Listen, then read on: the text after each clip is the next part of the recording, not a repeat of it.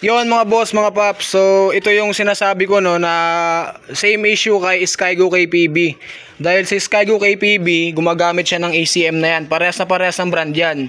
Ngayon ang main problem ni Skygo KPB, pag sinusian mo yung panel, halimbawa ito, susian natin, halimbawa lang kasi parehas lang naman sila niyan Pag sinisian mo yung panel, yung letter E na yan hindi nawawala, stable, lalo pag pinustart. Pag pinustart yung letter E na yan. Ngayon pag gaganon, nag-stable yung letter E dyan, hindi nawala. Pwedeng wirings papuntang stator or pwede ring ECM. So ito confirm na to. Ito yung pinalalamove sa akin mga boss, mga paps. So ito yung kanyang stock na ECM. So ayun yung tinesting natin na ECM. So testing natin yung motor kung umaandar na. Hawakan mo dyan, push start mo. Yan, so umaandar na yung motor. So confirm to.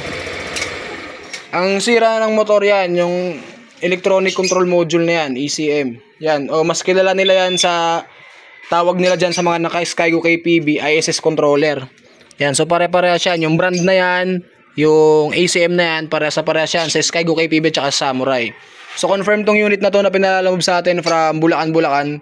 Yan yung sira. So all goods na to. Bubuin na lang. Then biyahe na ulit. Alright.